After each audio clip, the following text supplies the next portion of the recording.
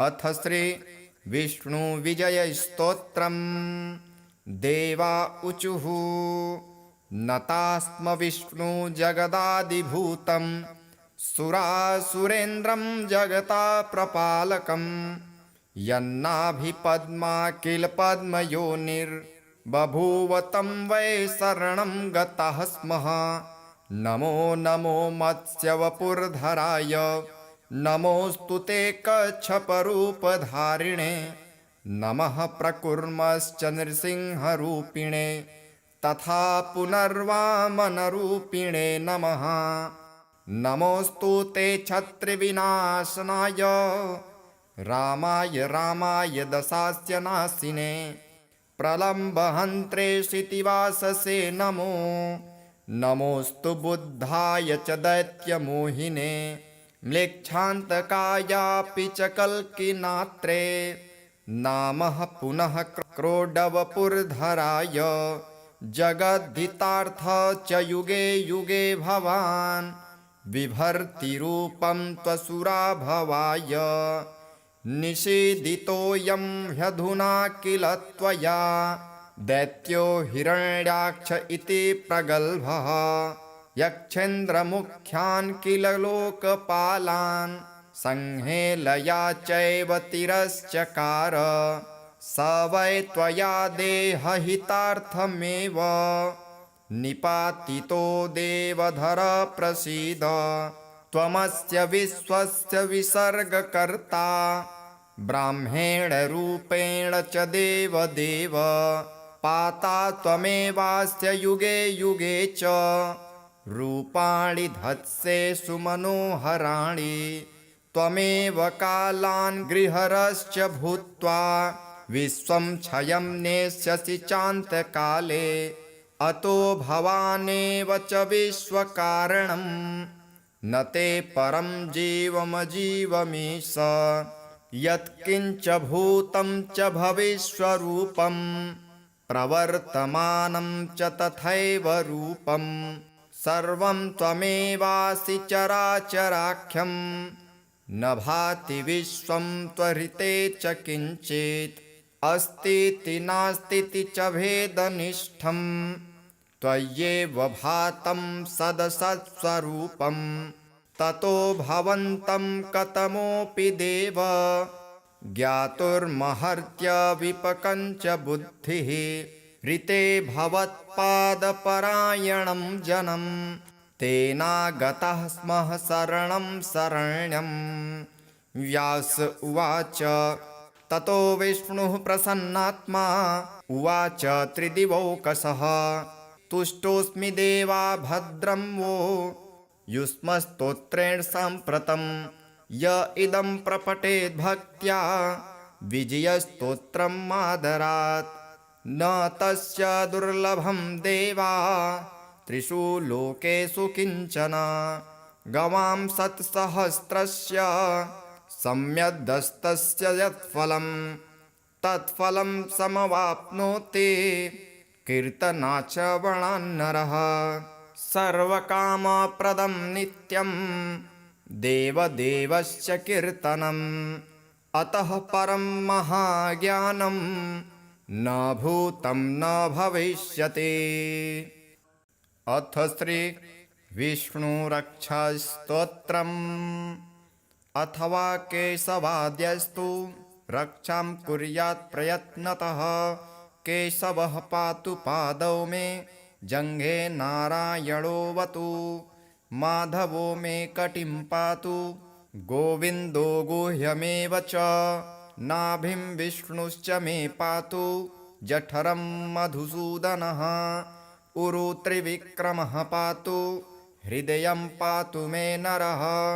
श्रीधरः पातु कण्ठं च ऋषिकेशो मुखं मम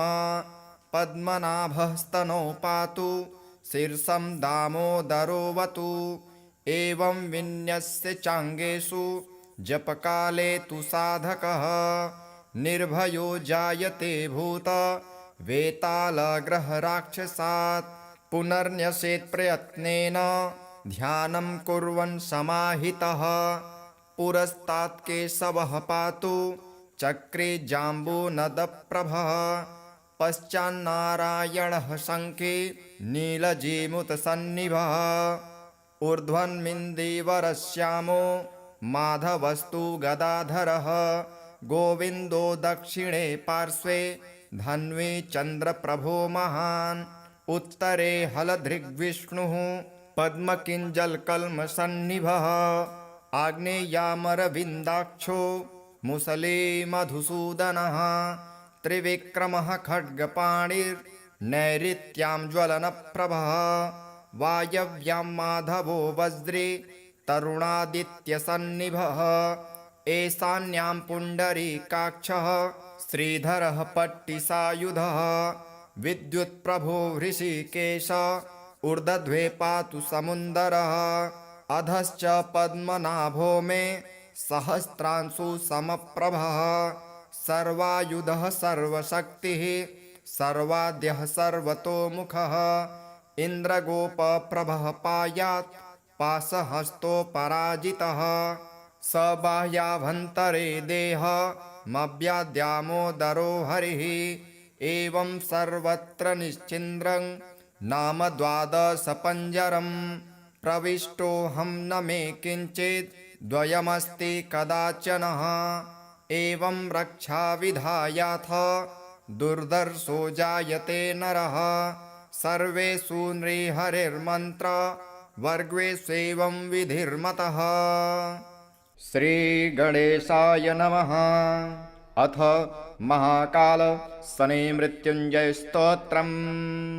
विनियोगः।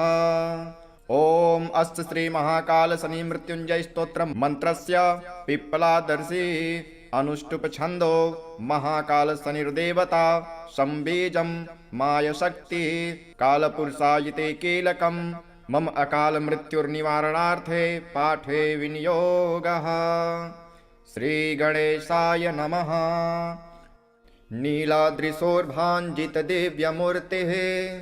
खड्गो त्रिदण्डे सरचापहस्तः शम्भुर्महाकालशनिः पुरारेर्जयात्यशेषासुरनाशकारे मेरुपृष्ठे समासीनं सामरस्ये स्थितं शिवं प्रणम्य शिरसा गौरी पृच्छति स्म जगद्वितं। पार्वत्युवाच भगवन् देवदेवेश भक्तानुग्रहकारक अपमृत्यु विनाशाय यत्त्वया पूर्वसूचितं तदेव त्वं महाबाहो लोकानां हितकारकं तव मूर्तिप्रभेदस्य महाकालस्य साम्प्रतं शने मृत्युञ्जय स्तोत्रं ब्रूहि मे नेत्रजन्मनः अकालमृत्युहरणम् अपमृत्युनिवारणं शनि मंत्र प्रभेदाये तैर्युक्तं यस्तवं शुभं प्रतिनाम चतुर्यन्तं नमोन्तं मनुनायुतं। श्री शंकर उवाच नित्ये प्रियतमे गौरी सर्वलोकहिते रते गुह्याद्गुह्यतमं दिव्यं सर्वलोकोपकारकं शनि मृत्युंजय स्तोत्रं प्रवक्ष्यामि तवोऽधुना सर्वमङ्गलमाङ्गल्यं सर्वशत्रुविमर्दनं सर्वरोगप्रशमनं सर्वापद्विनिवारणं शरीरारोग्यकारणम् आयुर्वृद्धिकरं नृणां यदि भक्तासि मे गौरी गोपनीयं प्रयत्नतः गोपितं सर्वतंस्त्रेषु तच्छृणुस्व महेश्वरी ऋषिन्यासं करन्यासं देहन्यासं समाचरेत् मोहग्रं मूर्धिं विन्यस्य मुखे वैवस्तवं न्यसेत् गले तु विन्यसेन्मन्दं बाह्वोर्महाग्रहं न्यसेत् यदि न्यसेन्महाकालं गुह्ये क्रीशतनुं न्यसेत् जान्मोतुण्डोचरं न्यास्त पादयोस्तु शनैश्चरम् एवं न्यासविधि कृत्वा पश्चात्कालात्मनः शने न्यासं ध्यानं प्रवक्ष्यामि तनोस्यार्वः पठेन्नरः कल्पादियुगभेदांश्च कराङ्गन्यासरूपिणः कालात्मनो न्यसेद्गात्रे मृत्युञ्जय नमोऽस्तु ते मन्वन्तराणि सर्वाणि महाकालस्वरूपिणः भावयेत् प्रतिप्रत्यङ्गे महाकालायते नमः भावयेत् प्रद्भवाद्याद्वान् शीर्षे कालजिते नमः नमस्ते नित्यसेव्याय विन्यसेदयने भ्रुवोः शौर्ये च नमस्तेस्तु गाण्डयोर्विन्यसे द्रुतुन् श्रावणं भावयेत् दक्षिणोर्नमः कृष्णानिभाय च महोग्राय नमो भारदं तथा श्रवणयोर्न्यसेत् नमो वै दुर्निरीक्षाय चाश्विनं विन्यसेन्मुखे नमो नीलमुखाय ग्रीवायां कार्तिकं न्यसेत् मार्गशीर्षं न्यसेत् ब्राह्मो महारौद्रायते नमः ऊर्ध्वलोकनिवासाय पौषं तु हृदये न्यसेत् नमः कालप्रबोधाय माघं वेचोदरे न्यसेत् मन्दगाय नमो मेढ्रे न्यसेत् फाल्गुनं तथा पूर्वोऽन्यसे चैत्रमासं नमः शिवों भवाय च वैशाखं विन्यसेत् जार्वो नमः संवर्तकाय च जङ्घयोर्भावयेज्येष्ठं भैरवाय नमस्तथा आषाढं पाद्योश्चैव शनये च नमस्तथा कृष्णपक्षं च क्रूराय नमः आपादमस्तके न्यसेदाशीर्षपादान्ते शुक्लपक्षं ग्रहाय च नयसेन्मूलं पादयोश्च ग्रहाय शनये नमः नमः सर्वजिते चैव तोयं सर्वाङ्गुलो न्यसेत् न्यसेद्गुल्फद्वये विश्वं नमः शुष्कतराय च विष्णुभं भावयेज्जङ्घो भयते शिष्टतमायते जानुद्येये घनिष्ठां च न्यसेत् कृष्णरुचे नमः उरुद्वये वारुणां न्यसेत् कालभृते नमः पूर्वभाद्रं न्यसेन्मेण्ड्रे जटाजूटधराय च पृष्ठ उत्तरभाद्रं च करालाय नमस्तथा रेवतीं च न्यसेन्नाभो नमो मन्दचराय च गर्भदेशे न्यसेद्रिस्त्रं नमः श्यामातराय च नमो भोगिस्त्रजे नित्यं यमं स्तनयुगे न्यसेत् न्येषत्कृत्तिकां हृदये नमस्तेलप्रियाय च रोहिणीं भावयेद्यस्ते नमस्ते खड्गधारिणे मृगं न्येषद्वामहस्ते त्रिदण्डोल्लसिताय च दक्षोर्ध्वभावयेद्रोद्रं नमो वै बाणधारिणे पुनर्वसुं मूर्धध्व नमो वै चापधारिणे त्रिस्यं न्यसेद्वृक्षबाहो नमस्ते हरमन्यभे सार्पं न्यसेद्वामबाहो चोग्रचापायते नमः मद्यां विभावयेत् कण्ठे नमस्ते भस्मधारिणे मुखे न्यसेद्भगर्क्षक् च नमः क्रूरग्रहाय च भावयेद्रीक्षनाशाय मर्यमाणस्वयोगिने भावयेद्वामनाशायां हस्तक्षमधारिणे नमः त्वांश्रं न्यसेद्रीक्षकर्णे क्रीशकान्नप्रियायते स्वातिम्ने सद्वामकर्णे नमो ब्रह्ममयायते विशाखं च दक्षनेत्रे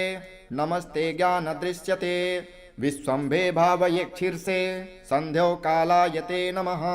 प्रीतियोगं भ्रुवोर्सन्धो महामन्दः नमोऽस्तु ते नेत्रयो सन्धावायुस्सम योगं भीष्मायते नमः सौभाग्यं भावयेन्नाशा सन्धो फलासनाय च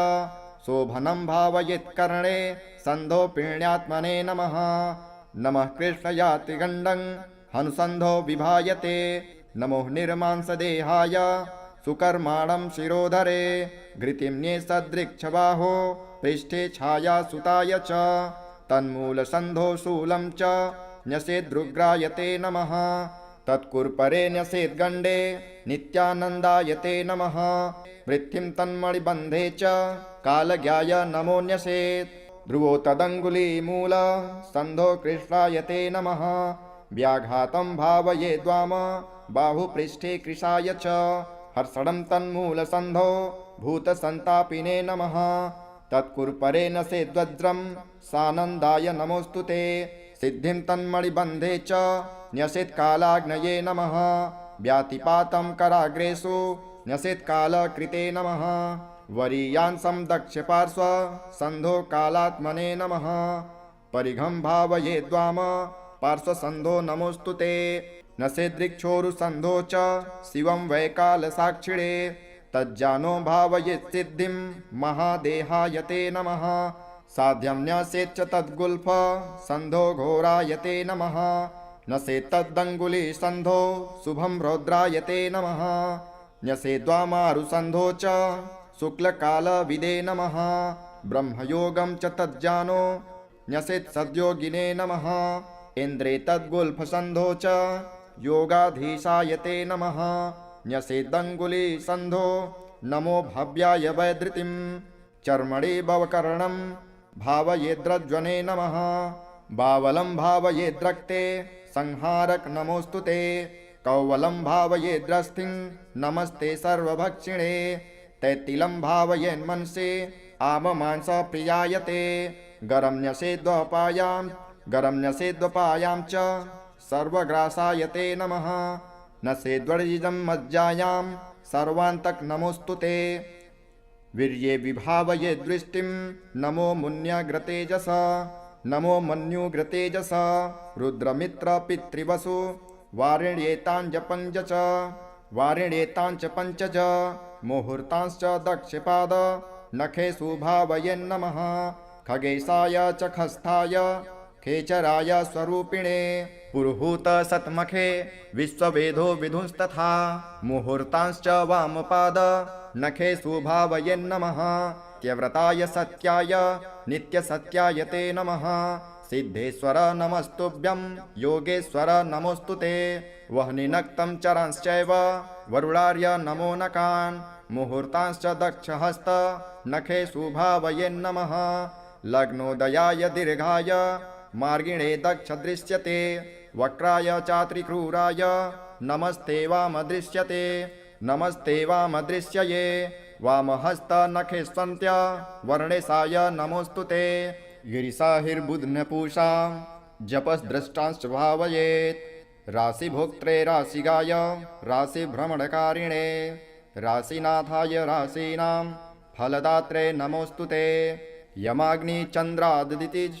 विधात्रीश्च विभावयेत् ऊर्ध्वहस्तदक्षनेखस्वत्यकालाय ते नमः तुलच्चस्थाय सौम्याय नक्रकुम्भगृहाय च समीरत्वष्टजीवांश्च विष्णुतिग्मदुतिन्यसेत् ऊर्ध्ववामहस्तनखे वन्यग्रहनिवारिणे तुष्टाय च वरिष्ठाय नमो राहुसखाय च रविवारं ललाटे च न्यसेद्भीमदृशे नमः सोमवारं न्यसेदास्ये नमो मृत्प्रियाय च भौमवारं न्यसेत् स्वान्ते नमो ब्रह्मस्वरूपिणे मेढ्रं न्यसेत् सौम्यवारं नमो जीवस्वरूपिणे वृषणे गुरुवारं च नमो मन्त्रस्वरूपिणे भृगुवारं मलद्वारे नमः प्रलयकारिणे पादयोः शनिवारं च निर्मांसाय नमोऽस्तु ते घटिका न्यसेत् केशेषु नमस्ते सूक्ष्मरूपिणे कालरूपिन्नमस्तेस्तु सर्वपापप्रणाशकः त्रिपुरस्य वधार्थाय शम्भुजाताय ते नमः नमः कालशरीराय कालनुम्नाय ते नमः कालहेतो नमस्तुभ्यं कालनन्दाय वै नमः अखण्डदण्डमानाय त्वनान्दन्ताय वै नमः कालदेवाय कालाय कालकालाय ते नमः निमेषादिमहाकल्प कालरूपं च भैरवं मृत्युञ्जयं महाकालं नमस्यामि शनैश्चरं दातारं सर्वभव्यानां भक्तानां भयङ्करं मृत्युञ्जयं महाकालं नमस्यामि शनैश्चरं कर्तारं सर्वदुःखानां दुष्टानां भयवर्धनं मृत्युञ्जयं महाकालं नमस्यामि शनैश्चरं हर्तारं ग्रहजातानां फलानामघकारिणां मृत्युञ्जयं महाकालं नमस्यामि शनैश्चरं सर्वेषामेव भूतानां सुखदं शान्तमव्ययं मृत्युञ्जयं महाकालं नमस्यामि शनैश्चरं कारणं सुखदुःखानां भावाभावस्वरूपिणं मृत्युञ्जयं महाकालं नमस्यामि शनैश्चरं अकालमृत्युहरणम् अपमृत्युनिवारणं मृत्युञ्जयं महाकालं नमस्यामि शनैश्चरं कालरूपेण संसार भक्षयन्तं महाग्रहं मृत्युञ्जयं महाकालं नमस्यामि शनैश्चरं दुर्निरीक्षं स्थूलरोमं भीषणं दीर्घलोचनं मृत्युञ्जयं महाकालं नमस्यामि शनैश्चरं ग्रहाणां ग्रहभूतं च सर्वग्रहनिवारणं मृत्युञ्जयं महाकालं नमस्यामि शनैश्चरं कालस्य वशगः सर्वे न कालः कस्यचिद्वशः तस्मात् त्वां कालपुरुषं प्रणतोऽस्मि शनैश्चरं कालदेव जगत्सर्वं काल एव विलीयते कालरूपं स्वयं शम्भुः कालात्मा ग्रहदेवता चन्द्रिशो रुद्रडाकिन्या क्रान्तश्चण्डी स उच्यते विद्युदाकलितो नद्यां समारूढो सराधिपः चण्डीसः सुखसंयुक्तो जिह्वया ललितः पुनः क्षतजस्तामसि शोभे स्थिरात्मा विद्युतायुतुः नमन्तो मनुरित्येषः सनितुष्टिकरः शिवे आद्यन्तेष्टोत्तरशतं मनुमेनं जपेन्नरः यः पठेत् शृणुयाद्वापि ध्यात्वा सम्पूज्य भक्तितः त्रस्य मृत्योर्भयं नैव शतवर्षावधिप्रिये ज्वरा सर्वे विनश्यन्ति दद्रुविस्फोटकच्छुकः दिवा सौरिं स्मरेत् रात्रौ महाकालं यजन् पठेत् जन्मर्षे च सदा सौरिर्जपेदेतत्सहस्रकं वेधगे वामवेधे वा जपेदर्धसहस्रकं द्वितीये द्वादशे मन्दे तनवाचाष्टमेऽपि वा तत्र दासो भवेद्यावत् पठेत्तावद्रिनावधि चतुर्थे दशमे वापि सप्तमे नवपञ्चमे गोचरे जन्मलग्नेशे दशास्वन्तर्दशासु च गुरुलाघवज्ञानेन पठेदावृत्तिसङ्ख्यया शतमेकं त्रयं वाथ शतयुग्मं कदाचन आपदस्तस्य नश्यन्ति पापानि च जयं भवेत् महाकालालये पीठे ह्यथवा जलसन्निधौ पुण्यक्षेत्रे स्वत्थमूले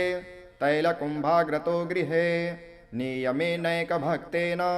ब्रह्मचर्येण मौनिना श्रोतव्यं पठितव्यं च साधकानां सुखावहं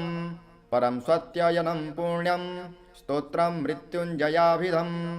कालक्रमेण कथितं न्यासक्रमसमन्वितं प्रातःकाले शुचिर्भूत्वा पूजायां च निशामुखे पठतां नैव दुष्टृभ्यो व्याघ्रसर्पादितो भयं नाग्नितो न जलाद्वार्योर्देशे देशान्तरेऽथवा न काले मरणं तेषां नापमृत्युभयं भवेत् आयुर्वर्षतं साग्रं भवन्ति चिरजीविनः नातः परतरं स्तोत्रं सनितुष्टिकरं महत् शान्तिकं शीघ्रफलदं स्तोत्रमेतन्मयोदितं तस्मात् सर्वप्रयत्नेन यदिच्छेदात्मनो हितं कथनीयं महादेवी नैवा भक्तस्य कस्यचित् इति मार्तण्डभैरवतन्त्रे महाकालशनिमृत्युञ्जयस्तोत्रं सम्पूर्णम्। अथ श्री विष्णुविजयस्तोत्रम्। देवा ऊचुः नतास्म विष्णु जगदादिभूतं सुरासुरेन्द्रं जगता प्रपालकं यन्नाभिपद्मा किल पद्मयोनिर्बभूव तं वै शरणं गताः स्मः। नमो नमो मत्स्यवपुर्धराय नमोऽस्तु ते कच्छपरूपधारिणे नमः प्रकुर्मश्च नृसिंहरूपिणे तथा पुनर्वामनरूपिणे नमः। नमोऽस्तु ते छत्रिविनाशनाय रामाय रामाय दशास्य नाशिने प्रलम्बहन्त्रे क्षितिवाससे नमो। नमोऽस्तु बुद्धाय च दैत्यमोहिने म्लेच्छान्तकायापि च कल्किनात्रे नामः पुनः क्रोडवपुर्धराय जगद्धितार्थ च युगे युगे भवान् बिभर्तिरूपं त्वसुराभवाय निषेदितोऽयं ह्यधुना किल त्वया दैत्यो हिरण्याक्ष इति प्रगल्भः यक्षेन्द्रमुख्यान् किल लोकपालान् संहेलया चैव तिरश्चकार स वै त्वया देहहितार्थमेव निपातितो देवधर प्रसीद त्वमस्य विश्वस्य विसर्गकर्ता ब्राह्मेण रूपेण च देवदेव पाता त्वमेवास्य युगे युगे च रूपाणि धत्से सुमनोहराणि त्वमेव कालान् गृहरश्च भूत्वा विश्वं क्षयं नेष्यसि चान्तकाले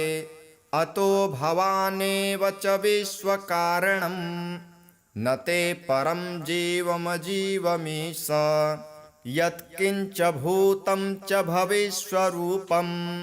प्रवर्तमानं च तथैव रूपं सर्वं त्वमेवासि चराचराख्यं न भाति विश्वं त्वरिते च किञ्चित् अस्तीति नास्तीति च भेदनिष्ठं त्वय्येव भातं सदसत्स्वरूपं ततो भवन्तं कतमोऽपि देव ज्ञातुर्महर्त्य विपकञ्च बुद्धिः ऋते भवत्पादपरायणं जनं तेनागतः स्मः शरणं शरण्यं व्यास उवाच ततो विष्णुः प्रसन्नात्मा उवाच त्रिदिवौकसः तुष्टोऽस्मि देवा भद्रं वो युष्मस्तोत्रेण साम्प्रतं य इदं प्रपठेद् भक्त्या विजयस्तोत्रं मादरात् न तस्य दुर्लभं देवा त्रिषु लोकेषु किञ्चन गवां सत्सहस्रस्य सम्यदस्तस्य यत्फलं तत्फलं समवाप्नोति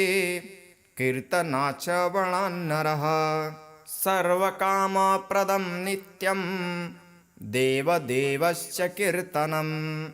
अतः परं महाज्ञानं न भूतं न भविष्यति। अथ श्री विष्णुरक्षास्तोत्रम् अथवा केशवाद्यस्तु रक्षां कुर्यात् प्रयत्नतः केशवः पातु पादौ मे जङ्घे नारायणोऽवतु माधवो मे कटिं पातु गोविन्दो गुह्यमेव च नाभिं विष्णुश्च मे पातु जठरं मधुसूदनः उरु त्रिविक्रमः पातु हृदयं पातु मे नरः श्रीधरः पातु कण्ठं च ऋषिकेशो मुखं मम पद्मनाभः स्तनौ पातु शीर्षं दामोदरोऽवतु एवं विन्यस्य चाङ्गेषु जपकाले तु साधकः निर्भयो जायते भूत वेतालग्रहराक्षसात् पुनर्न्यसेत् प्रयत्नेन ध्यानं कुर्वन् समाहितः पुरस्तात् केशवः पातु चक्रे जाम्बूनदप्रभः पश्चान्नारायणः शङ्खे नीलजीमुतसन्निभः ऊर्ध्वन्मिन्दीवरश्यामो माधवस्तु गदाधरः गोविन्दो दक्षिणे पार्श्वे धन्वी चन्द्रप्रभो महान् उत्तरे हलधृग्विष्णुः पद्मकिञ्जलकल्मषन्निभः आग्नेयामरविन्दाक्षो मुसले मधुसूदनः त्रिविक्रमः खड्गपाणिर्नैऋत्यां ज्वलनप्रभः वायव्यां माधवो वज्रे तरुणादित्यसन्निभः ईशान्यां पुण्डरीकाक्षः श्रीधरः पट्टिसायुधः विद्युत्प्रभो हृषीकेश ऊर्ध्वे पातु समुन्दरः अधश्च पद्मनाभो मे सहस्रांशु समप्रभः सर्वायुधः सर्वशक्तिः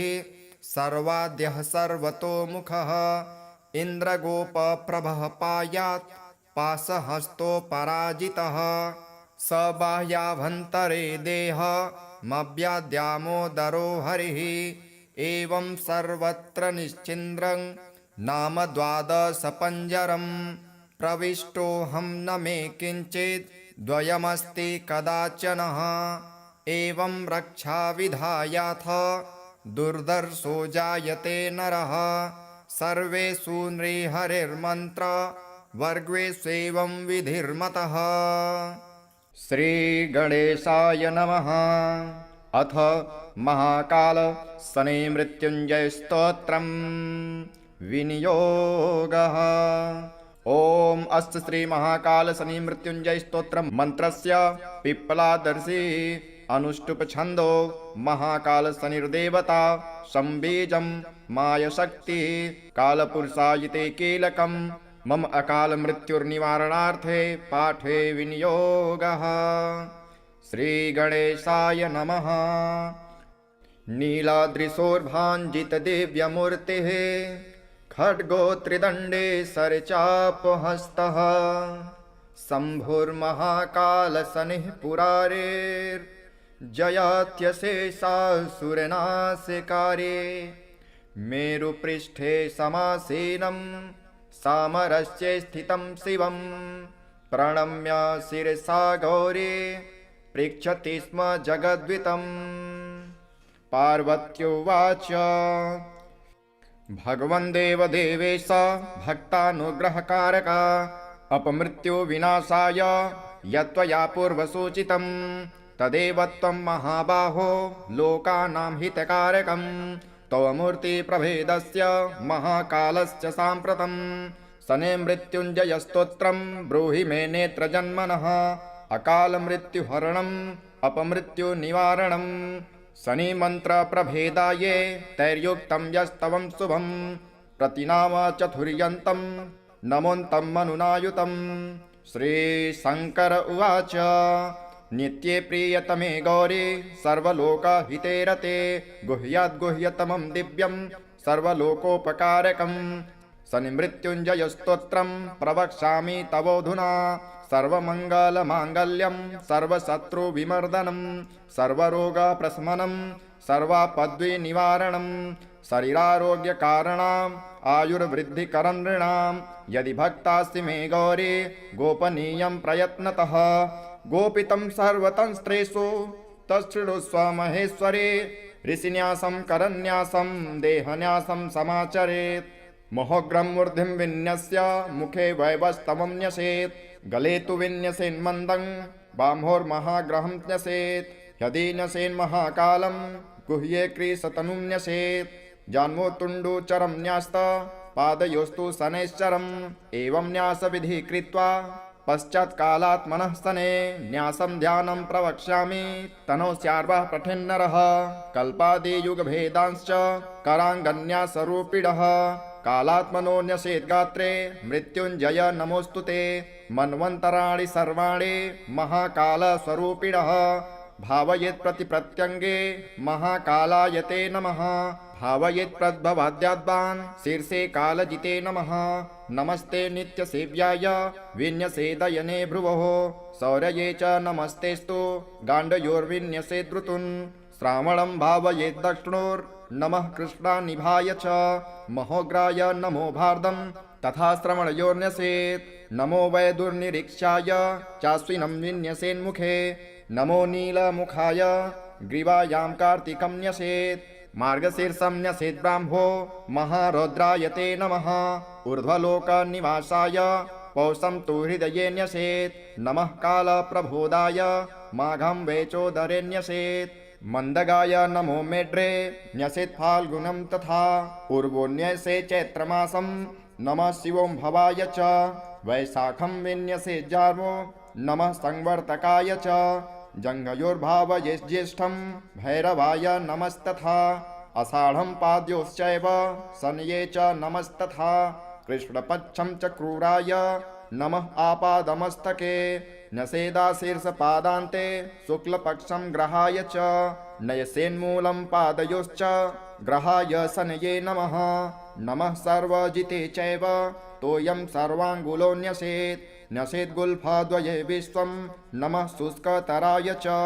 विष्णुभं भावयेज्जङ्घो भयते शिष्टतमायते जानुद्यये घनिष्ठां च न्यसेत् कृष्णरुचे नमः उरुद्वये वारुणां न्यसेत् कालभृते नमः पूर्वभाद्रं न्यसेन्मेण्ड्रे जटाजूटधराय च पृष्ठ उत्तरभाद्रं च करालाय नमस्तथा रेवतीं च न्यसेन्नाभो नमो मन्दचराय च गर्भदेशे न्यसेद्रिस्त्रं नमः श्यामातराय च नमो भोगिस्त्रजे नित्यं यमं स्तनयुगे न्यसेत् न्येषत्कृत्तिकां हृदये नमस्तेलप्रियाय च रोहिणीं भावयेद्यस्ते नमस्ते खड्गधारिणे मृगं न्येषद्वामहस्ते त्रिदण्डोल्लसिताय च दक्षोर्ध्वभावयेद्रोद्रं नमो वै बाणधारिणे पुनर्वसुं मूर्धध्व नमो वै चापधारिणे त्रिस्यं न्यसेद्वृक्षबाहो नमस्ते हरमन्यवे सार्पं न्यसेद्वामबाहो चोग्रचापायते नमः मद्यां विभावयेत्कण्ठे नमस्ते भस्मधारिणे मुखे न्यसेद्भगर्क्षक् च नमः क्रूरग्रहाय च भावयेद्रीक्षनाशाय मर्यमाणस्वयोगिने भावयेद्वामनाशायां हस्तक्षमधारिणे नमः त्वांश्रं नसेद्रीक्षकर्णे क्रीशकान्नप्रियायते स्वातिम्ने सद्वामकर्णे नमो ब्रह्ममयायते विशाखं च दक्षनेत्रे नमस्ते ज्ञानदृश्यते विश्वम्भे भावयेक्षीर्षे सन्ध्यो कालायते नमः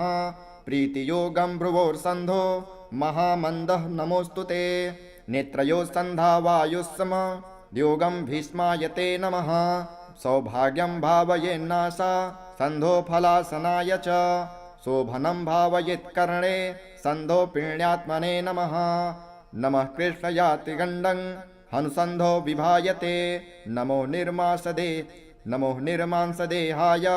सुकर्माणं शिरोधरे घृतिं न्येषद्वृक्षबाहो पृष्ठे छायासुताय च तन्मूलसन्धो शूलं च न्यसेद्रुग्रायते नमः तत्कुर्परे न्यसेद्गण्डे नित्यानन्दायते नमः वृद्धिं तन्मणिबन्धे च कालज्ञाय नमो न्यसेत् ध्रुवं तङ्गुलिमूलसन्धो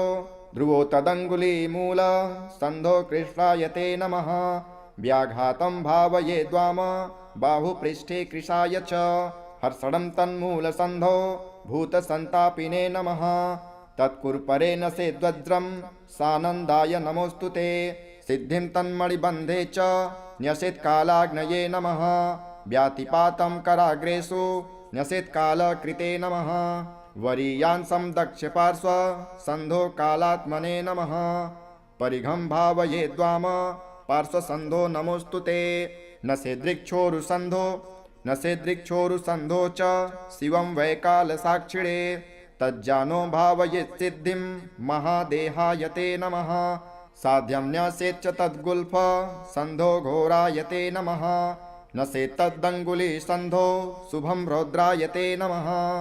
न्यसेद्वामारुसन्धो च शुक्लकालविदे नमः ब्रह्मयोगं च तज्जानो न्यसेत्सद्योगिने नमः इन्द्रे तद्गुल्फसन्धो च योगाधीशायते नमः न्यसेदङ्गुलीसन्धो नमो भव्याय वैधृतिं चर्मणि भवकर्णं भावयेद्रज्वने नमः बावलं भावयेद्रक्ते संहारक नमोऽस्तु ते कौवलं भावयेद्रस्थिं नमस्ते सर्वभक्षिणे तैतिलं भावयेन्मनसे आममांसप्रियायते गरं न्यसेद्वपायां च सर्वग्रासायते नमः नसेद्वर्जितं मज्जायां सर्वान्तक नमोऽस्तु ते वीर्ये विभावये दृष्टिं नमो मुन्यग्रतेजस नमो मन्युग्रतेजस रुद्रमित्रपितृवसु वारिण्येताञ्च पञ्च मुहूर्तांश्च दक्षपाद नखेषु भावयेन्नमः खगेशाय च खस्थाय खेचराय स्वरूपिणे पुरुहूत सत्मखे विश्ववेदो विधुंस्तथा मुहूर्तांश्च वामपाद नखेषु भावयेन्नमः त्यव्रताय सत्याय नित्यसत्याय ते नमः सिद्धेश्वर नमस्तुभ्यं योगेश्वर नमोऽस्तु ते वह्निनक्तं चरांश्चैव वरुणार्य नमो नकान् मुहूर्तांश्च दक्षहस्त नखेषु भावयेन्नमः लग्नोदयाय दीर्घाय मार्गिणे दक्ष दृश्यते वक्राय चात्रिक्रूराय नमस्ते वामदृश्यते नमस्ते वामदृश्यये वामहस्तनखेस्वन्त्य वर्णेशाय नमोऽस्तु ते गिरिशाहिर्बुध्नपूषा जपस्द्रष्टांश्च भावयेत् राशिभोक्त्रे राशिगाय राशिभ्रमणकारिणे राशिनाथाय राशीनां फलदात्रे नमोऽस्तु ते यमाग्निचन्द्रादितिज विधात्रीश्च विभावयेत् ऊर्ध्वहस्तदक्षिणेखस्वत्यकालाय ते नमः तुलच्चस्थाय सौम्याय नक्रकुम्भगृहाय च समीरत्वष्टजीवांश्च विष्णुतिग्मदुतिन्यसेत् ऊर्ध्ववामहस्तनखे वन्यग्रहनिवारिणे तुष्टाय च वरिष्ठाय नमो राहुसखाय च रविवारं ललाटे च न्यसेद्भीमदृशे नमः सोमवारं न्यसेदास्ये नमो मृत्प्रियाय च भौमवारं न्यसेत् स्वान्ते नमो ब्रह्मस्वरूपिणे मेढ्रं न्यसेत् सौम्यवारं नमो जीवस्वरूपिणे वृषणे गुरुवारं च नमो मन्त्रस्वरूपिणे भृगुवारं मलद्वारे नमः प्रलयकारिणे पादयोः शनिवारं च निर्मांसाय नमोऽस्तु ते घटिका न्यसेत् केशेषु नमस्ते सूक्ष्मरूपिणे कालरूपिन्नमस्तेस्तु सर्वपापप्रणाशकः त्रिपुरस्य वधार्थाय शम्भुजाताय ते नमः नमः कालशरीराय कालनुम्नाय ते नमः कालहेतो नमस्तुभ्यं कालनन्दाय वै नमः अखण्डदण्डमानाय त्वनान्दन्ताय वै नमः कालदेवाय कालाय कालकालाय ते नमः निमेषादिमहाकल्प कालरूपं च भैरवं मृत्युञ्जयं महाकालं नमस्यामि शनैश्चरं दातारं सर्वभव्यानां भक्तानां भयङ्करं मृत्युञ्जयं महाकालं नमस्यामि शनैश्चरं कर्तारं सर्वदुःखानां दुष्टानां भयवर्धनं मृत्युञ्जयं महाकालं नमस्यामि शनैश्चरं हर्तारं ग्रहजातानां फलानामघकारिणां मृत्युञ्जयं महाकालं नमस्यामि शनैश्चरं सर्वेषामेव भूतानां सुखदं शान्तमव्ययं मृत्युञ्जयं महाकालं नमस्यामि शनैश्चरं कारणं सुखदुःखानां भावाभावस्वरूपिणं मृत्युञ्जयं महाकालं नमस्यामि शनैश्चरं अकालमृत्युहरणम् अपमृत्युनिवारणं मृत्युञ्जयं महाकालं नमस्यामि शनैश्चरं कालरूपेण संसार भक्षयन्तं महाग्रहं मृत्युञ्जयं महाकालं नमस्यामि शनैश्चरं दुर्निरीक्षं स्थूलरोमं भीषणं दीर्घलोचनं मृत्युञ्जयं महाकालं नमस्यामि शनैश्चरं ग्रहाणां ग्रहभूतं च सर्वग्रहनिवारणं मृत्युञ्जयं महाकालं नमस्यामि शनैश्चरं कालस्य वशगः सर्वे न कालः कस्यचिद्वशः तस्मात् त्वां कालपुरुषं प्रणतोऽस्मि शनैश्चरं कालदेव जगत्सर्वं काल एव विलीयते कालरूपं स्वयं शम्भुः कालात्मा ग्रहदेवता चन्द्रिशो रुद्रडाकिन्या क्रान्तश्चण्डी स उच्यते विद्युदाकलितो नद्यां समारूढो सराधिपः चण्डीसः सुखसंयुक्तो जिह्वया ललितः पुनः क्षतजस्तामसी शोभे स्थिरात्मा विद्युतायुतुः नमन्तो मनुरित्येषः सनितुष्टिकरः शिवे आद्यन्तेष्टोत्तरशतं मनुमेनं जपेन्नरः यः पठेत् शृणुयाद्वापि ध्यात्वा सम्पूज्य भक्तितः तस्य मृत्युर्भयं नैव शतवर्षावधिप्रिये ज्वरा सर्वे विनश्यन्ति दद्रुविस्फोटकच्छुकः दिवा सौरिं स्मरेत् रात्रौ महाकालं यजन् पठेत् जन्मर्षे च सदा सौरिर्जपेदेतत्सहस्रकं वेधगे वामवेधे वा जपेदर्धसहस्रकं द्वितीये द्वादशे मन्दे तनवाचाष्टमेऽपि वा तत्र दासो भवेद्यावत् पठेत्तावद्रिनावधि चतुर्थे दशमे वापि सप्तमे नवपञ्चमे गोचरे जन्मलग्नेशे दशास्वन्तर्दशासु च गुरुलाघवज्ञानेन पठेदावृत्तिसङ्ख्यया शतमेकं त्रयं वाथ शतयुग्मं कदाचन आपदस्तस्य नश्यन्ति पापानि च जयं भवेत् महाकालालये पीठे ह्यथवा जलसन्निधौ पुण्यक्षेत्रे स्वस्थमूले तैलकुम्भाग्रतो गृहे नियमेनैकभक्तेन ब्रह्मचर्येण मौनिना श्रोतव्यं पठितव्यं च साधकानां सुखावहं परं स्वत्ययनं पुण्यं स्तोत्रं मृत्युञ्जयाभिधं कालक्रमेण कथितं न्यासक्रमसमन्वितं प्रातःकाले शुचिर्भूत्वा पूजायां च निशामुखे पठतां नैव दुष्टृभ्यो व्याघ्रसर्पादितो भयं नाग्नितो न जलाद्वार्योर्देशे देशान्तरेऽथवा न काले मरणं तेषां नापमृत्युभयं भवेत् आयुर्वर्षतं साग्रं भवन्ति चिरजीविनः नातः परतरं स्तोत्रं सनितुष्टिकरं महत् शान्तिकं शीघ्रफलदं स्तोत्रमेतन्मयोदितं तस्मात् सर्वप्रयत्नेन यदिच्छेदात्मनो हितं कथनीयं महादेवी नैवा भक्तस्य कस्यचित् इति मार्तण्डभैरवतन्त्रे महाकालशनिमृत्युञ्जयस्तोत्रं सम्पूर्णम्। अथ श्री विष्णुविजयस्तोत्रम्। देवा ऊचुः नतास्म विष्णु जगदादिभूतं सुरासुरेन्द्रं जगता प्रपालकं यन्नाभिपद्मा किल पद्मयोनिर्बभूव तं वै शरणं गताः स्मः। नमो नमो मत्स्यवपुर्धराय नमोऽस्तु ते कच्छपरूपधारिणे नमः प्रकुर्मश्च नृसिंहरूपिणे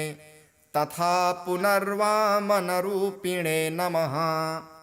नमोऽस्तु ते छत्रिविनाशनाय रामाय रामाय दशास्य नाशिने प्रलम्बहन्त्रे क्षितिवाससे नमो। नमोऽस्तु बुद्धाय च दैत्यमोहिने म्लेच्छान्तकायापि च कल्किनात्रे नामः पुनः क्रोडवपुर्धराय जगद्धितार्थ च युगे युगे भवान् बिभर्तिरूपं त्वसुरा भवाय निषेदितोऽयं ह्यधुना किल त्वया दैत्यो हिरण्याक्ष इति प्रगल्भः यक्षेन्द्रमुख्यान् किल लोकपालान् संहेलया चैव तिरश्चकार स वै त्वया देहहितार्थमेव निपातितो देवधर प्रसीद त्वमस्य विश्वस्य विसर्गकर्ता ब्राह्मेण रूपेण च देवदेव पाता त्वमेवास्य युगे युगे च रूपाणि धत्से सुमनोहराणि त्वमेव कालान् गृहरश्च भूत्वा विश्वं क्षयं नेष्यसि चान्तकाले अतो भवानेव च विश्वकारणं न ते परं जीवमजीवमीश यत्किञ्च भूतं च भविष्यरूपं प्रवर्तमानं च तथैव रूपं सर्वं त्वमेवासि चराचराख्यं न भाति विश्वं त्वरिते च किञ्चित् अस्तीति नास्तीति च भेदनिष्ठं त्वय्येव भातं सदसत्स्वरूपं ततो भवन्तं कतमोऽपि देव ज्ञातुर्महर्त्य विपकञ्च बुद्धिः ऋते भवत्पादपरायणं जनं तेनागतः स्मः शरणं शरण्यं। व्यास उवाच ततो विष्णुः प्रसन्नात्मा उवाच त्रिदिवौकसः तुष्टोऽस्मि देवा भद्रं वो युष्मस्तोत्रेण साम्प्रतं य इदं प्रपठेद्भक्त्या विजयस्तोत्रम् आदरात् न तस्य दुर्लभं देवा त्रिषु लोकेषु किञ्चन गवां सत्सहस्रस्य सम्यदस्तस्य यत्फलं तत्फलं समवाप्नोति कीर्तनाच्च वणान्नरः सर्वकामप्रदं नित्यं देवदेवस्य कीर्तनम् अतः परं महाज्ञानं न भूतं न भविष्यति। अथ श्री विष्णुरक्षास्तोत्रम् अथवा केशवाद्यस्तु रक्षां कुर्यात् प्रयत्नतः केशवः पातु पादौ मे जङ्घे नारायणोऽवतु माधवो मे कटिं पातु गोविन्दो गुह्यमेव च नाभिं विष्णुश्च मे पातु जठरं मधुसूदनः उरु त्रिविक्रमः पातु हृदयं पातु मे नरः श्रीधरः पातु कण्ठं च ऋषिकेशो मुखं मम पद्मनाभः स्तनौ पातु शीर्षं दामोदरोऽवतु एवं विन्यस्य चाङ्गेषु जपकाले तु साधकः निर्भयो जायते भूत वेतालग्रहराक्षसात् पुनर्न्यसेत् प्रयत्नेन ध्यानं कुर्वन् समाहितः पुरस्तात् केशवः पातु चक्रे जाम्बूनदप्रभः पश्चान्नारायणः शङ्खे नीलजीमुतसन्निभः ऊर्ध्वन्मिन्दीवरश्यामो माधवस्तु गदाधरः गोविन्दो दक्षिणे पार्श्वे धन्वी चन्द्रप्रभो महान् उत्तरे हलधृग्विष्णुः पद्मकिञ्जलकल्मषन्निभः आग्नेयामरविन्दाक्षो मुसले मधुसूदनः त्रिविक्रमः खड्गपाणिर्नैऋत्यां ज्वलनप्रभः वायव्यां माधवो वज्रे तरुणादित्यसन्निभः ईशान्यां पुण्डरीकाक्षः श्रीधरः पट्टिसायुधः विद्युत्प्रभो हृषीकेश ऊर्ध्वे पातु समुन्दरः अधश्च पद्मनाभो मे सहस्रांशु समप्रभः सर्वायुधः सर्वशक्तिः सर्वाद्यः सर्वतोमुखः इन्द्रगोपप्रभः पायात् पाशहस्तो पराजितः स बाह्याभ्यन्तरे देहमव्याद्यामोदरो हरिः एवं सर्वत्र निश्चिन्द्रं नाम द्वादशपञ्जरं प्रविष्टोऽहं न मे किञ्चित् द्वयमस्ति कदाचनः एवं रक्षाविधायाथ दुर्धर्षो जायते नरः सर्वेषु नृहरिर्मन्त्र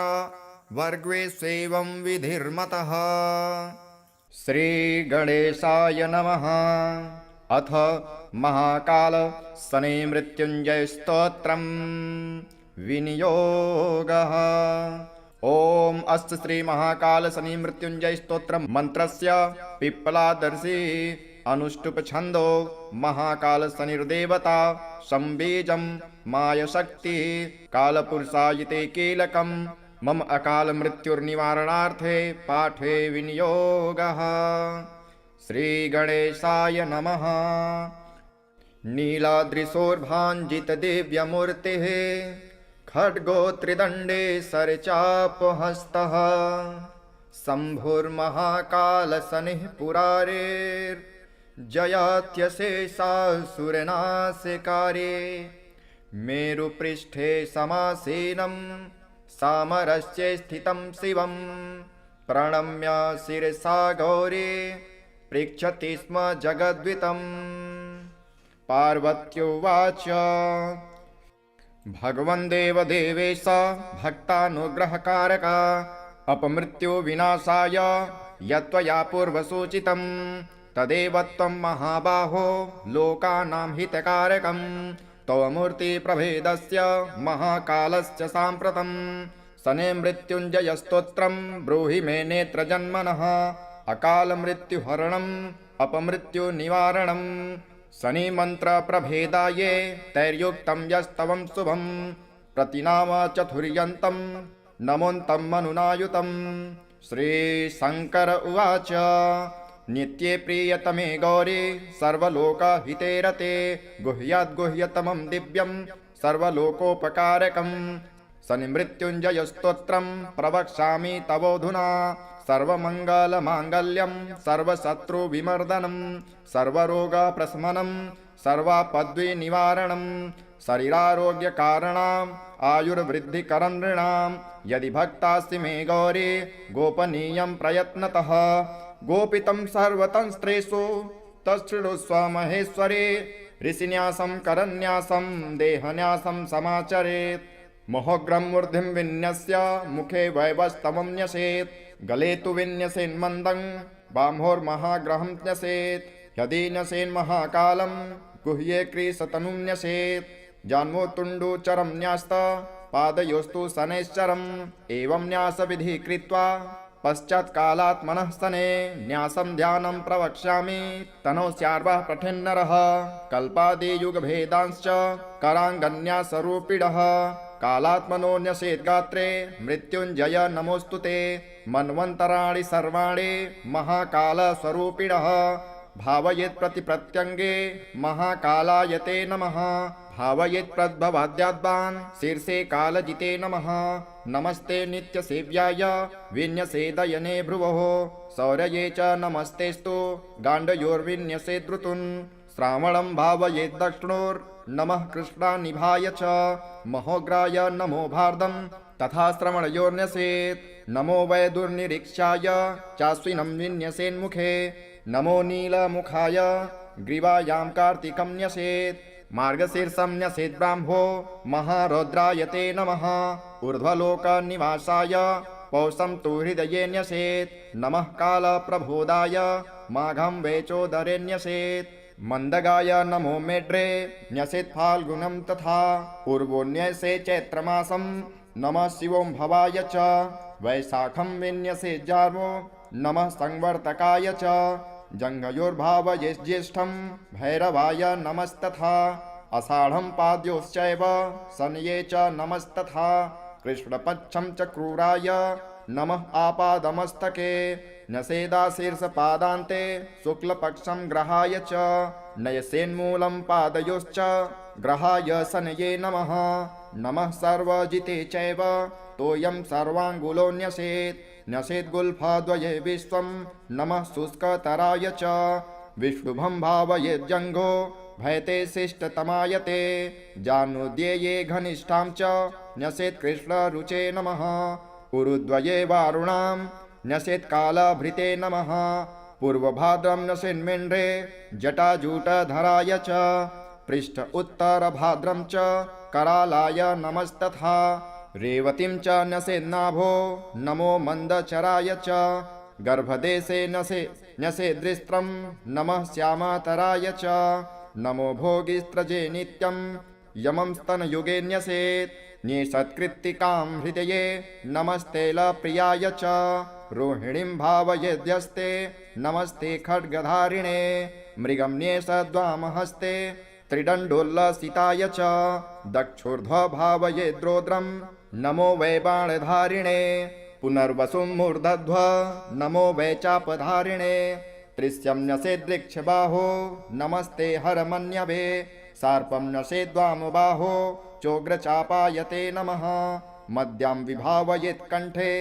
नमस्ते भस्मधारिणे मुखे न्यसेद्भगर्क्षक् च नमः क्रूरग्रहाय च भावयेद्रिक्षनाशाय मर्यमाणस्वयोगिने भावयेद्वामनाशायां हस्तक्षमधारिणे नमः त्वांश्रं नसेद्रिक्षकर्णे कृशकान्नप्रियायते स्वातिम्ने सद्वामकर्णे नमो ब्रह्ममयायते विशाखं च दक्षनेत्रे नमस्ते ज्ञानदृश्यते विश्वम्भे भावयेक्षीर्षे सन्ध्यो कालायते नमः प्रीतियोगं भ्रुवोर्सन्धो महामन्दः नमोऽस्तु ते नेत्रयोः सन्धा वायुस्सम योगं भीष्मायते नमः सौभाग्यं भावयेन्नासा सन्धो फलासनाय च शोभनं भावयेत्कर्णे सन्धो पिण्यात्मने नमः नमः कृष्णयातिगण्डं हनुसन्धो विभायते नमो निर्मांसदेहाय सुकर्माणं शिरोधरे घृतिम्ने सदृक्षबाहो पृष्ठे छायासुताय च तन्मूलसन्धो शूलं च न्यसेदृग्रायते नमः तत्कुर्परे न्यसेद्गण्डे नित्यानन्दायते नमः वृद्धिं तन्मणिबन्धे च कालज्ञाय नमो न्यसेत् ध्रुवं तङ्गुलिमूलसन्धो ध्रुवो तदङ्गुलीमूल सन्धो कृष्णायते नमः व्याघातं भावयेद्वाम बाहुपृष्ठे कृशाय च हर्षणं तन्मूलसन्धो भूतसन्तापिने नमः तत्कुर्परे नसेद्वज्रं सानन्दाय नमोऽस्तु ते सिद्धिं तन्मणिबन्धे च न्यसेत्कालाग्नये नमः व्यातिपातं कराग्रेषु न्यसेत्कालकृते नमः वरीयांसं दक्षपार्श्व सन्धो कालात्मने नमः परिघं भावयेद्वाम पार्श्वसन्धो नमोऽस्तु ते नसेदृक्षोरुसन्धो च शिवं वैकालसाक्षिणे तज्जानो भावयेत्सिद्धिं महादेहायते नमः साध्यं न्यसेच्च तद्गुल्फ सन्धो घोरायते नमः नसेत्तदङ्गुलीसन्धो शुभं रौद्रायते नमः न्यसेद्वामारुसन्धो च शुक्लकालविदे नमः ब्रह्मयोगं च तज्जानो न्यसेत्सद्योगिने नमः इन्द्रे तद्गुल्फसन्धो च योगाधीशायते नमः न्यसेदङ्गुलीसन्धो नमो भव्याय वैधृतिं चर्मणि भवकर्णं भावयेद्रज्वने नमः बावलं भावयेद्रक्ते संहारक नमोऽस्तु ते कौवलं भावयेद्रस्थिं नमस्ते सर्वभक्षिणे तैतिलं भावयेन्मनसे आममांसप्रियायते गरं न्यसेद्वपायां च सर्वग्रासायते नमः नसेद्वर्जितं मज्जायां सर्वान्तक नमोऽस्तु ते वीर्ये विभावये दृष्टिं नमो मुन्यग्रतेजस नमो मन्युग्रतेजस रुद्रमित्रपितृवसु वारिण्येताञ्च पञ्च मुहूर्तांश्च दक्षपाद नखेषु भावयेन्नमः खगेशाय च खस्थाय खेचराय स्वरूपिणे पुरुहूत सत्मखे विश्ववेदो विधुंस्तथा मुहूर्तांश्च वामपाद नखेषु भावयेन्नमः त्यव्रताय सत्याय नित्यसत्याय ते नमः सिद्धेश्वर नमस्तुभ्यं योगेश्वर नमोऽस्तु ते वह्निनक्तं चरांश्चैव वरुणार्य नमो नकान् मुहूर्तांश्च दक्षहस्त नखेषु भावयेन्नमः लग्नोदयाय दीर्घाय मार्गिणे दक्ष दृश्यते वक्राय चात्रिक्रूराय नमस्ते वामदृश्यये वामहस्त नखेष्वन्त्य वर्णेशाय नमोऽस्तु ते गिरिशाहिर्बुध्नपूषा जपस्द्रष्टांश्च भावयेत् राशिभोक्त्रे राशिगाय राशिभ्रमणकारिणे राशिनाथाय राशीनां फलदात्रे नमोऽस्तु ते यमाग्निचन्द्रादितिज विधात्रीश्च विभावयेत् ऊर्ध्वहस्तदक्षनेखस्वत्यकालाय ते नमः तुलच्चस्थाय सौम्याय नक्रकुम्भगृहाय च समीरत्वष्टजीवांश्च विष्णुतिग्मदुतिन्यसेत् ऊर्ध्ववामहस्तनखे वन्यग्रहनिवारिणे तुष्टाय च वरिष्ठाय नमो राहुसखाय च रविवारं ललाटे च न्यसेद्भीमदृशे नमः सोमवारं न्यसेदास्ये नमो मृत्प्रियाय च भौमवारं न्यसेत्स्वान्ते नमो ब्रह्मस्वरूपिणे मेढ्रं न्यसेत् सौम्यवारं नमो जीवस्वरूपिणे वृषणे गुरुवारं च नमो मन्त्रस्वरूपिणे भृगुवारं मलद्वारे नमः प्रलयकारिणे पादयोः शनिवारं च निर्मांसाय नमोऽस्तु ते घटिका न्यसेत्केशेषु नमस्ते सूक्ष्मरूपिणे कालरूपिन्नमस्तेस्तु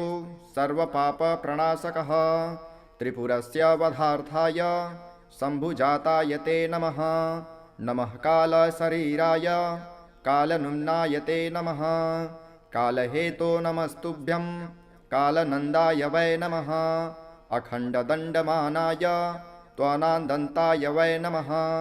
कालदेवाय कालाय कालकालाय ते नमः निमेषादिमहाकल्प कालरूपं च भैरवं मृत्युञ्जयं महाकालं नमस्यामि शनैश्चरं दातारं सर्वभव्यानां भक्तानामभयङ्करं मृत्युञ्जयं महाकालं नमस्यामि शनैश्चरं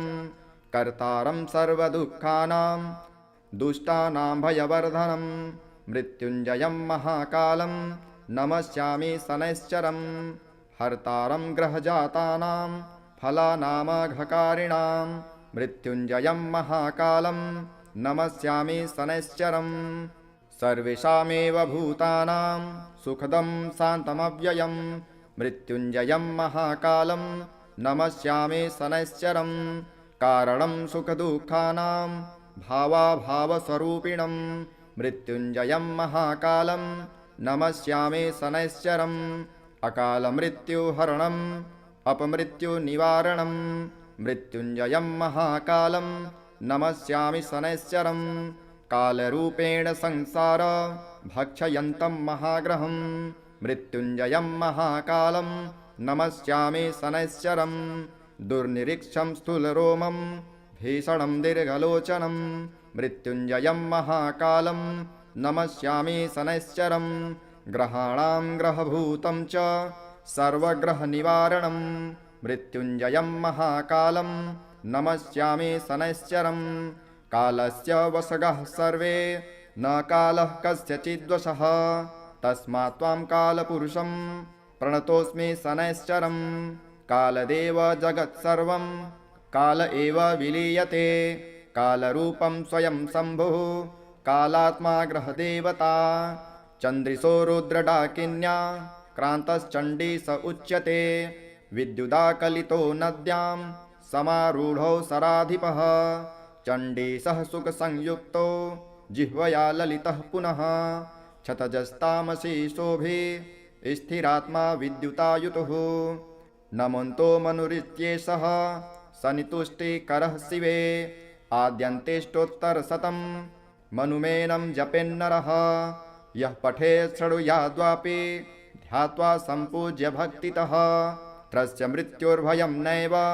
शतवर्षावधिप्रिये ज्वरा सर्वे विनश्यन्ति दद्रुविस्फोटकच्छुकः दिवा सौरिं स्मरेत् रात्रौ महाकालं यजन् पठेत् जन्मर्षे च सदा सौरिर्जपेदेतत्सहस्रकम् वेदगे वामवेदे वा जपेदर्धसहस्रकम् द्वितीये द्वादशे मन्दे तनवाचाष्टमेऽपि वा तत्र दासो भवेद्यावत् पठेत्तावद्रिनावधि चतुर्थे दशमे वापि सप्तमे नवपञ्चमे गोचरे जन्मलग्नेशे दशास्वन्तर्दशासु च गुरुलाघवज्ञानेन पठेदावृत्तिसङ्ख्यया शतमेकं त्रयं वाथ शतयुग्मं कदाचन आपदस्तस्य नश्यन्ति पापानि च जयं भवेत् महाकालालये पीठे ह्यथवा जलसन्निधौ पुण्यक्षेत्रे स्वत्वमूले तैलकुम्भाग्रतो गृहे नियमेनैकभक्तेन ब्रह्मचर्येण मौनिना श्रोतव्यं पठितव्यं च साधकानां सुखावहं परं स्वत्ययनं पुण्यं स्तोत्रं मृत्युञ्जयाभिधं कालक्रमेण कथितं न्यासक्रमसमन्वितं प्रातःकाले शुचिर्भूत्वा पूजायां च निशामुखे पठतां नैव दुष्टृभ्यो